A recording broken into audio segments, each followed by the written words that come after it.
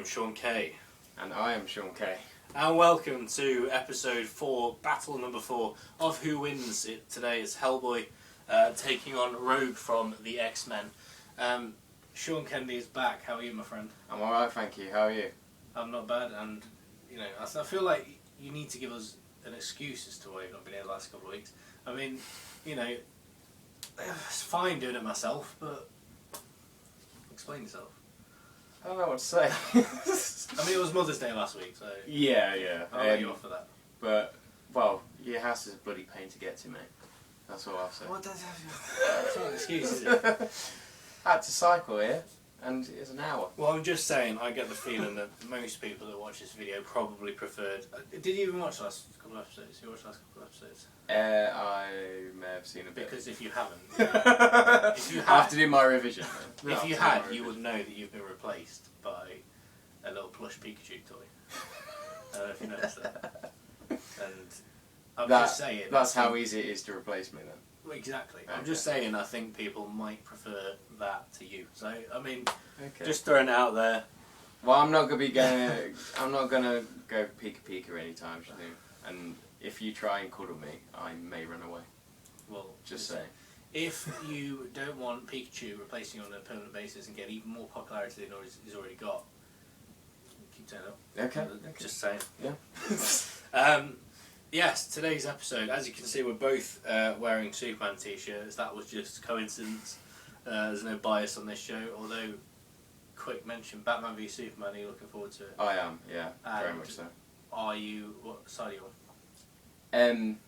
Batman, as always. See, this is we're both wearing Superman t-shirts. I know, but, all my Batman t-shirts were ever washed. I mean, I'm very Superman. And also, the Civil War trailer dropped this week. Did you see it? And what do you think of Spider-Man? Because I've seen the Spider-Man clip. I'm not happy, to be honest. Why? It looks too cartoony. Oh, mate, I love it. Oh, so it just looks so CGI and cartoony. It's like... But it's not CGI, though. What? How do the eyes move like... It's different in real life, live action. I appreciate that it looks more like the cartoons, but that's the problem. Yeah, but that's so it shouldn't. Yeah, but like the comics where you've got that kind... I can't remember what artist it is. Ditko, something like that. Did like the eye thing. Yeah, the classic design. Yeah, yeah, that's what it's going the for. eye is emote. It reminds me of the 90s animated series. Yeah. But again, I don't think it matches real life. I suppose I'm a bit cynical because I really like the Amazing Spider-Man films, and they seem to get a lot of unwarranted hate. And as soon as Marvel purchased it, and everyone was going apeshit and going, that's amazing, they're going to be so good. Little did everyone else know that the Amazing Spider-Man series was cancelled. I seem to be the only one mourning it. So. I did like that series, but I am loving the new one. I like the new suit. I've had a closer look at it. It looks good. It's got all these funky little black bits on it. I just like it. I like the emoting thing. I think Deadpool did it really well. Yeah. And I think they're sort of, not stealing from that, but Yeah, well, I want them to prove me wrong. I want them to show, okay, yeah, here you go. And I like the fact that they've cast a young guy as well. Have they? Who is it? It's Tom Holland, who is a British guy, which is great for us. He sounds really familiar. I don't know what he's been in, but he's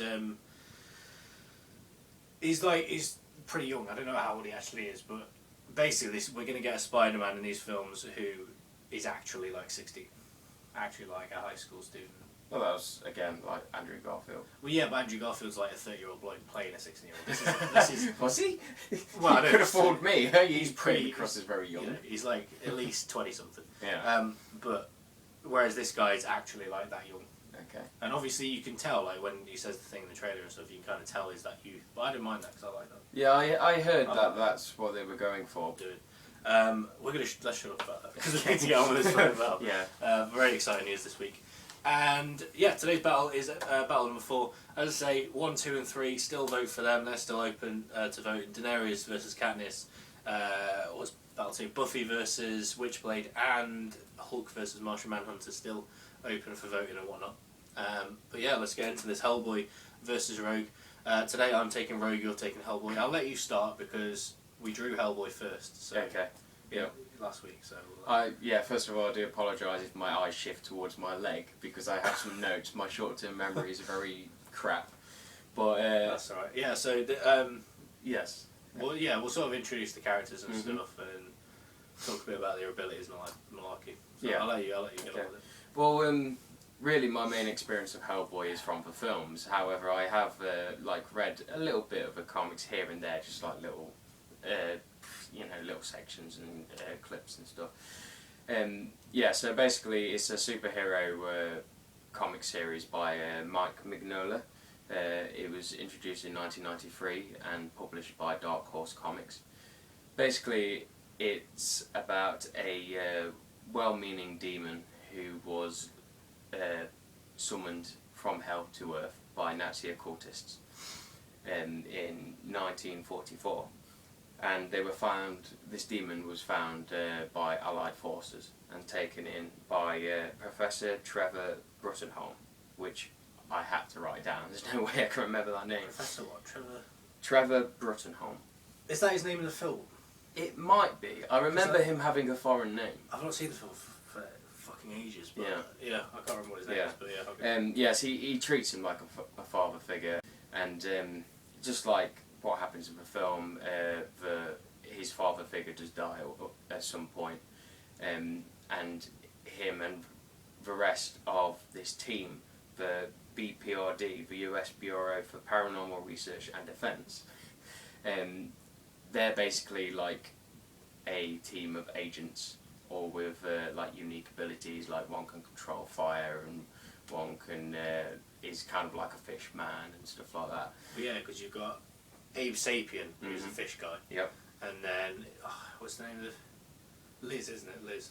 Yeah. Liz is the fire lady, who is Selma Blair in the film, of course. Yeah, and in the second film, there's also I completely forget his name. It's a foreign name again.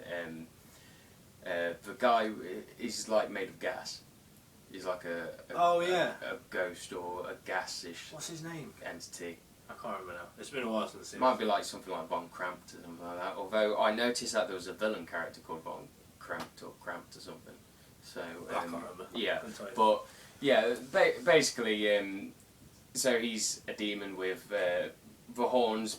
Although he files them down to make sure that they don't grow out full blown. Yep, that's it. If you've not seen the films, probably a lot of people have at this point, but if you've not seen the films, like, that's him there. Yep. Big red dude. He's got a big fucking arm and shit. He's got the shaved horns. Yeah, he's got a invulnerable stone hand, basically the right hand of doom, as it's called. It can be it can be the key to unlocking Armageddon. His main abilities really then are like super strength and endurance, longevity. Like he's lived since 1944 and he still acts like an adolescent. Really. Is he immortal? Or is he just? It's questionable. Yeah. Yeah, because he seems to still be quite young compared to us, and yet he's like, God knows how old by now. It's questionable. There's even a bit of time travel in the stories as well in the comics. So like he gets lost in time and has to come back and stuff. So his age is a bit like you may have to guess at points. He's also immune to fire, which helps him in his relationship with Liz, who generates fire in moments of emotion. Some of the characters, that would have been interesting because some of the characters we've got in this tournament are fire based. Yeah. That would have been an interesting one. Yeah, definitely. But yeah. He tends to carry around a lot of like big high powered firearms as well, like the Samaritan, which is like a hand cannon. Big fuck off gun. Is that what he's got in the film, isn't it? That's his main pistol, yeah. And then there's Big Baby, which he has to wind up, and that fires 2 shots per round. So sounds pretty good. Yeah. Yep. Is that so? Abilities. So we've got super strength. We've got durability, healing factor. Yeah, you can heal. Yeah. Was that it? So roughly. And then obviously all the knowledge he's got and stuff like that. Yeah. That's. Then he can go super demon if he wants, and go all big horns and shit. But I don't know if he would. Yeah, he tends to try and he basically tries to suppress it. So it's like a lot of his character is like trying to prove to himself and others that he's even though he's a demon, he is like kind-hearted and everything. So. He's a good guy, Yeah. Hellboy. He's a demon, but he's a good guy, and that's the main thing you need to remember.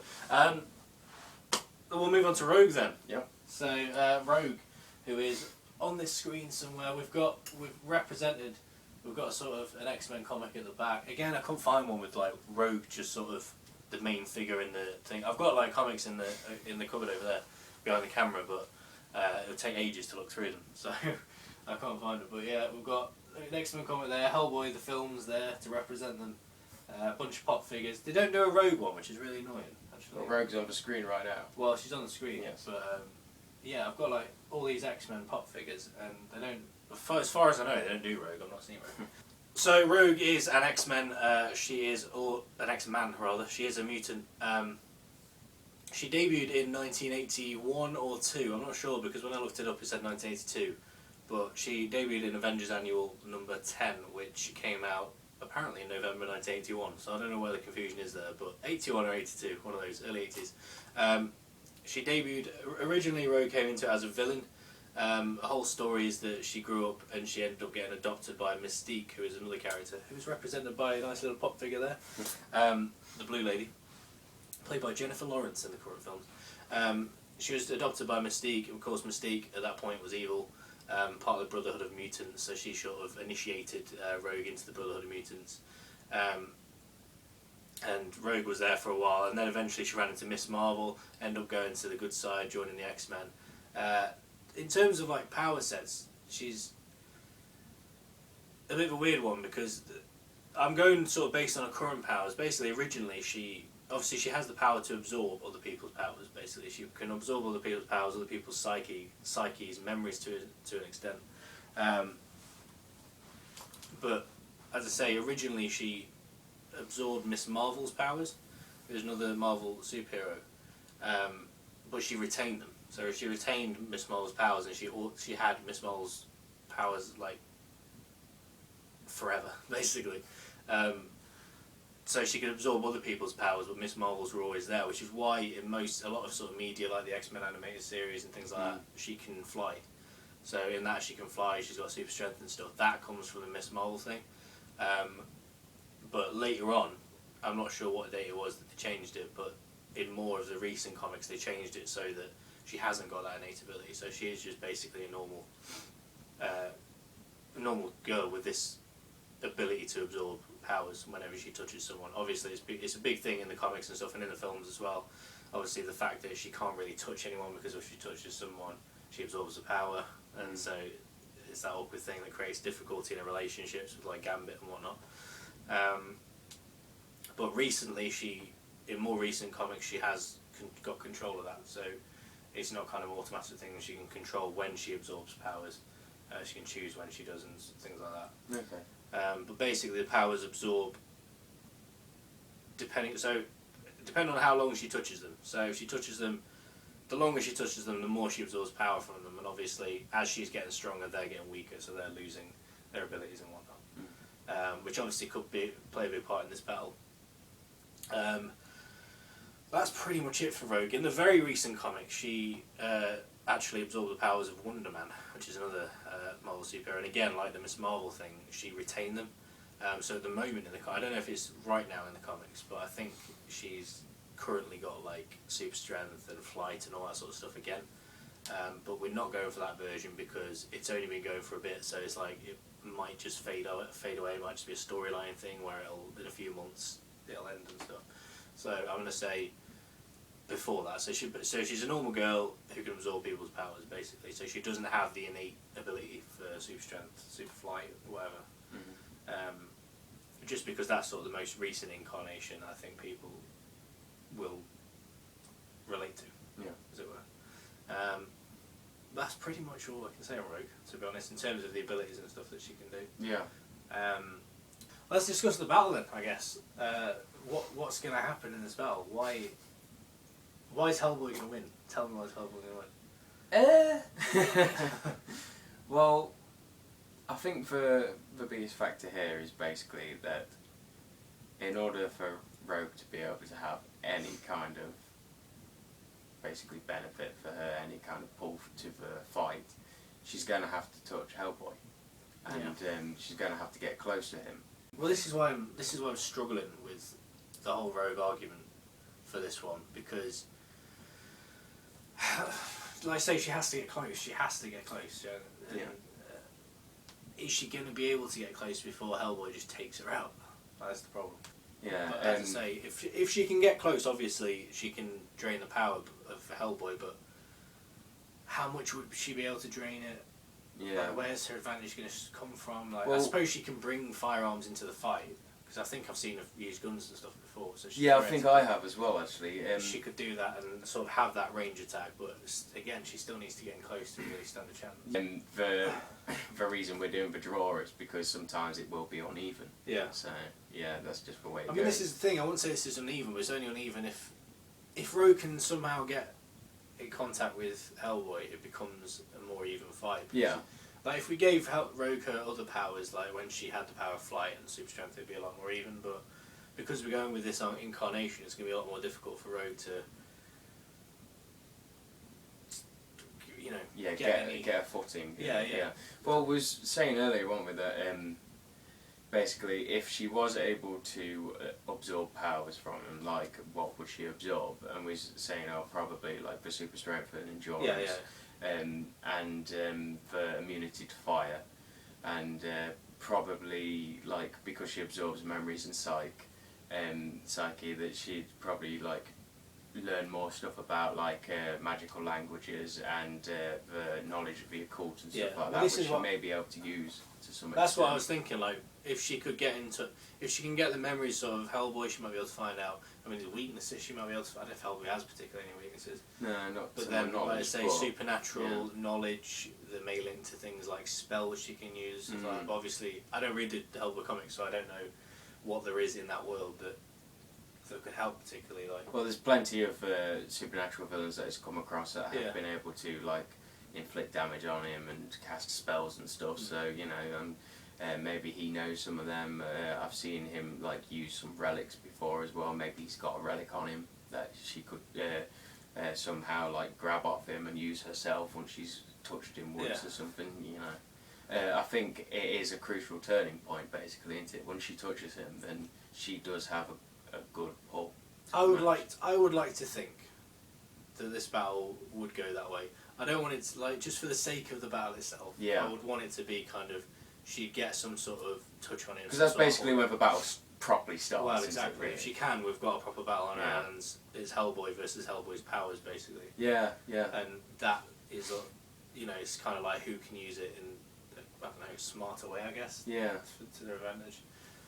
So I'd like to think that would happen, but I mean, who would win then if Rogue can get Hellboy's powers? Well, when you put it like that, I did instantly think all the times I've seen that in comics and TV shows and films and stuff, when someone is having to like go up against someone who is kind of like a clone of them by using their own powers against them. Yeah. It's usually the original who can win because they're more experienced with it. But I think with Rogue, like, she's not just a clone; she's somebody that can.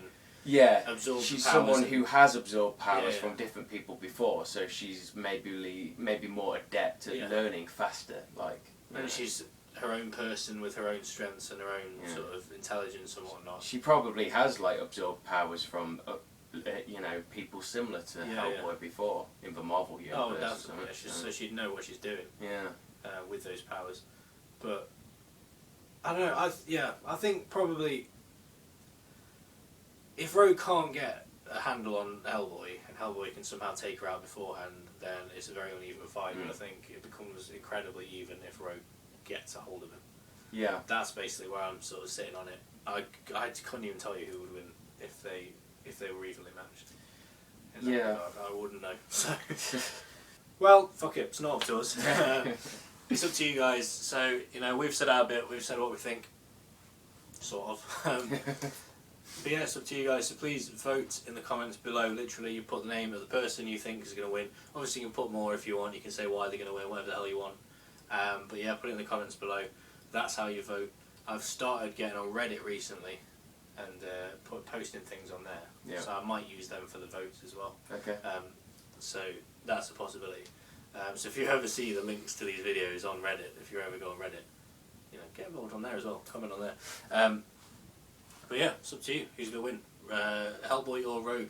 Before we go though, this week, we're going to draw battle number 5 from my bag that I use for working shit. I keep praying for one that I really know, like the back of my hand, and I'm really into.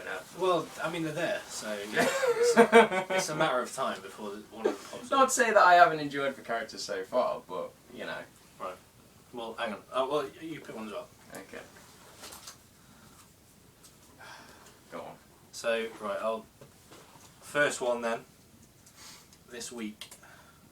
Oh, that's a good one. Don't know if you know much about him. Okay. It is the Marvel character known as Nova. Yeah. Okay. So, Marvel's Green Lantern, if you like. If you don't particularly know who Nova is. Although they did have Nova Corps in the Guardians of the Galaxy, didn't they? Yes. Yeah. Nova himself wasn't in it, but I don't know if they're officially doing a movie, but I'm sure they will at some point. I've heard this. I'm pretty sure I've heard they are, basically. Yeah. Awesome character. So yeah, Nova, first character. Who have you got? Let's hope it's someone with a decent amount of Yeah. Okay. The other one is one that I am far more familiar with. Sephiroth. Sephiroth, who is, if you're not aware, from Final Fantasy VII. Yep, that's right. He is the villain. Yes. Is that right? Yes. He is. I've not actually played that game, but I know you're familiar with it. Yes, to be fair, like, I haven't completed 7. It was one of those games that I kind of I rented as a kid, and I was more into 9 than I was 7. But I've since kind of like read up on the lore, and I've watched the Advent Children film and all that. I pretty much know it like the back of my hand, despite the fact I haven't directly played it all the way through. So I mean, they're remaking Final Fantasy VII, aren't they? Yes, they are. Yeah. So you know, if you play games and whatnot, I'm sure you'll be able to get hold of that soon. But yeah, that's the battle for next week. That's actually an interesting one. I don't know how powered. I know he's pretty powerful, isn't he? Yes, he is. Yeah, it will be an interesting fight. That sounds cool, actually. So yeah, excellent. So we have for next week Nova versus Sephiroth from Final Fantasy. This week though, it is Hellboy versus Rogue from the X-Men. So please, like I say, vote in the comments below. Get involved. We'd like to hear your thoughts. And this has been Sean K. And Sean K. It's never. I mean, what? It's just. Can we keep that up?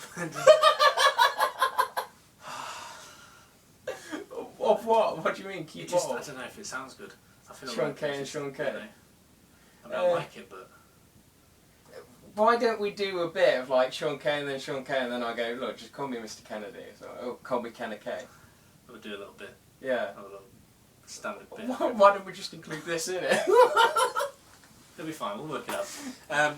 So yeah, thank you very much for watching. Hellboy, Rogue, who wins? You decide.